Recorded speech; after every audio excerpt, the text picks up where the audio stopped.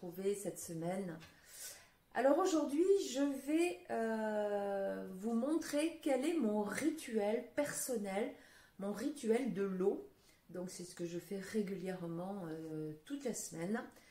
Ce que j'utilise comme appareil. Donc je ne touche pas de royalty sur les marques, hein. On va éviter même de citer les marques, mais je vais vous montrer comment je traite l'eau à la maison. Vous vous rappelez que notre corps est constitué d'énormément d'eau, on dit à 70%, donc il est important de voir quel type d'eau je vais mettre dans mon organisme pour faciliter tous les échanges cellulaires et quel type d'eau va pénétrer dans la cellule. Voilà, allez, suivez-moi, je vous montre tout ça. Donc, dans un premier temps, je vais mettre de l'eau du robinet dans mon purificateur d'eau. Alors, le purificateur d'eau, il a ce gros avantage, c'est qu'il fonctionne par gravité. Donc, tu n'as pas besoin d'électricité, tu n'as pas besoin d'énergie solaire.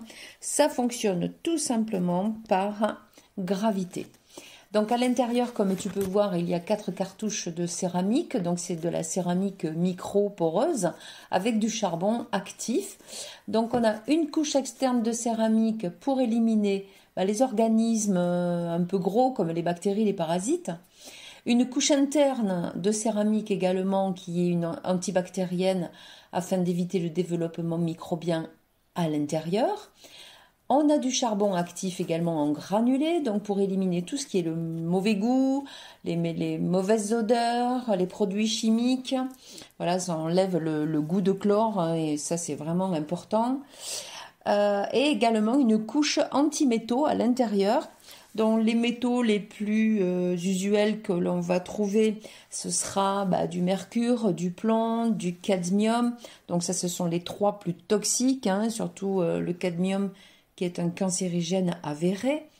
On va trouver également dans les métaux lourds du cuivre, de l'arsenic, du nickel, du zinc, du cobalt et du manganèse.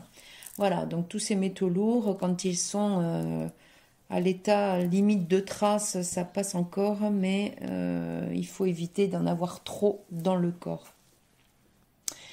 Et l'aluminium aussi, bien sûr.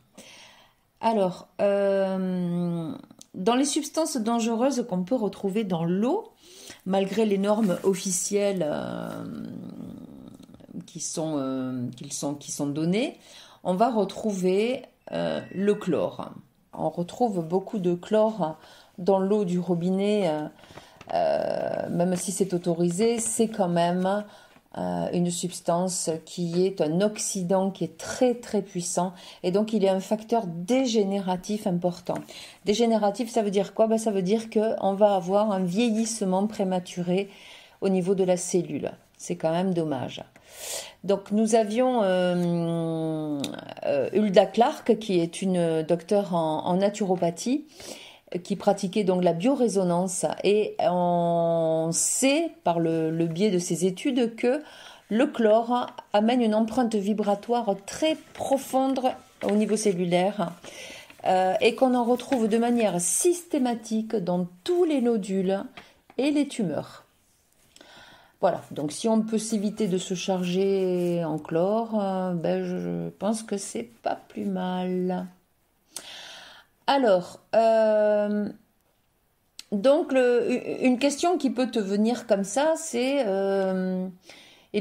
puisque l'eau a une mémoire, avec tous les polluants qu'on lui a mis depuis des années et des années, voire des décennies, elle doit être bien chargée en mauvaise mémoire. C'est pas faux. Alors l'eau, elle a quand même une propriété fabuleuse, c'est qu'elle sait s'auto-nettoyer. Donc elle fait son petit reset et elle le fait comment? Elle le fait dans les rivières, les torrents, les cascades, quand elle galope sur les cailloux. Voilà, quand il y a un mouvement, comme un début de vortex ou un mouvement, l'eau va faire un reset, c'est-à-dire qu'elle va libérer les mémoires qu'elle a. Donc tu l'auras compris, pour libérer ces mémoires, l'eau, elle a besoin de mouvement.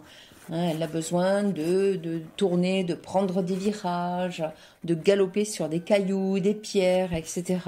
D'avoir des petites cascades, des petites chaussées, et elle va libérer ses mémoires comme ça. Donc dans ma cuisine, j'ai pas de torrent, je n'ai pas de cascade, j'ai pas de petits cailloux.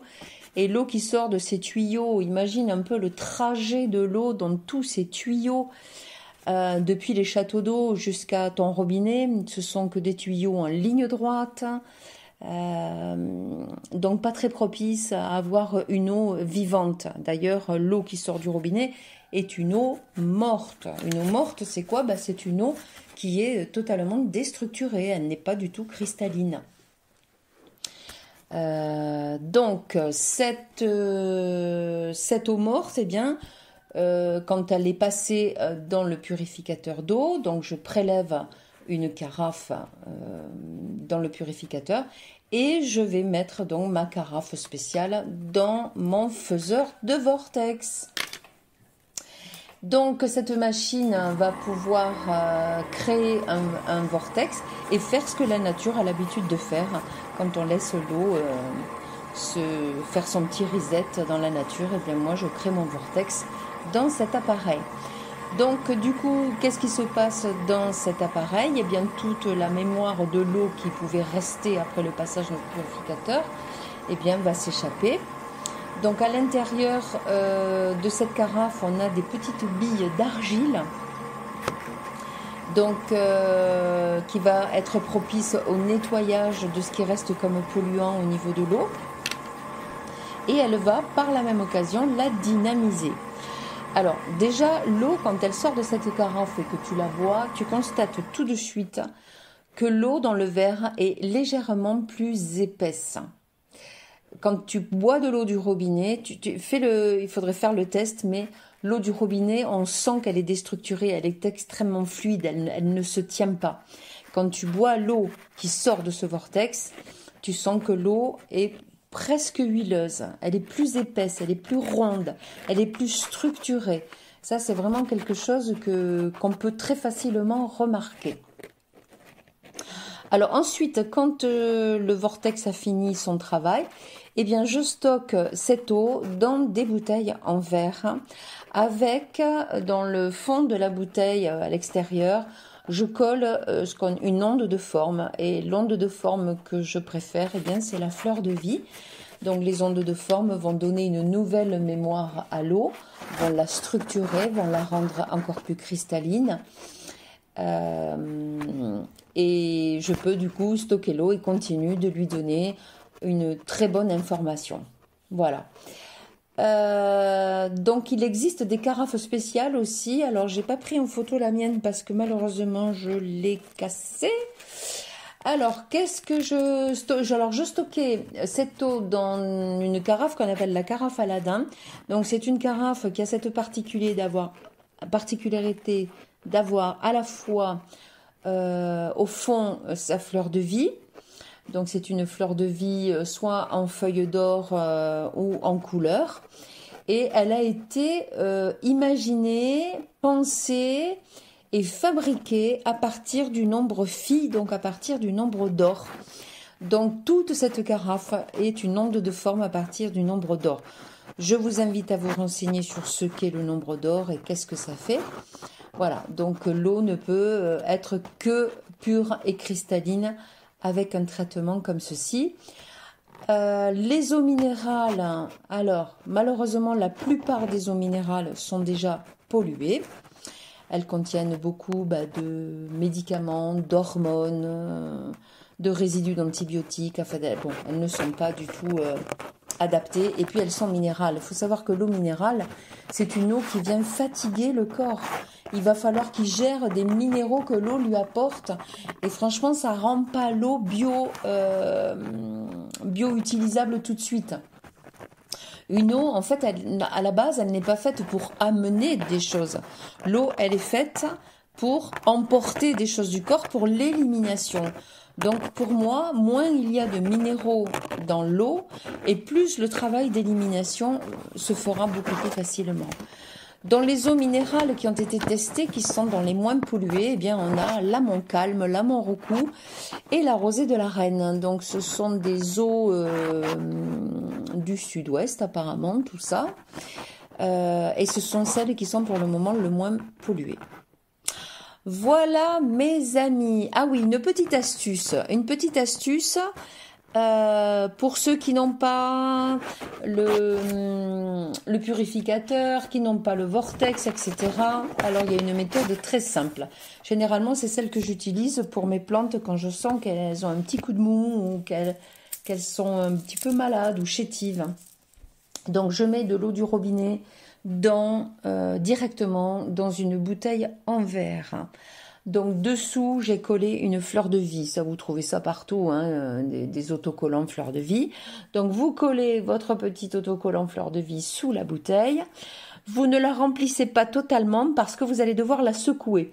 Donc vous la secouez dans un mouvement circulaire afin de créer vous-même le vortex. Bon, va falloir un petit peu de biceps et du poignet, mais vous pouvez y arriver. Donc vous secouez votre bouteille pour créer votre vortex. Vous allez le voir, le vortex va se former. Donc là, vous faites déjà un bon reset au niveau de l'eau. Et ce que je fais moi, je la laisse 1 heure ou 2, voire plus, en plein soleil. Alors évidemment, ne l'utilisez pas tout de suite derrière à la boisson parce qu'elle va être chaude, mais laissez-la après au réfrigérateur ou bien pour les plantes, vous la laissez à température ambiante et vous pouvez utiliser pour vous requinquer un peu vos plantes un peu chétives. Et puis pour vous, pour la boire. Voilà, tout simplement, vous aurez une eau qui sera déjà bien purifiée. Voilà les amis pour ce qui était de mon rituel de l'eau à la maison. Donc soyez vigilants sur l'eau que vous buvez, hein, évitez de boire l'eau du robinet comme ça en direct. Donc il y a une petite astuce simple dont je vous ai fait part tout à l'heure pour améliorer votre eau du robinet en direct. Voilà les amis, passez une très bonne semaine et puis apportez de la bonne eau à vos petites cellules, elles le méritent. Je vous souhaite une bonne semaine et bella ciao les humains. Bye.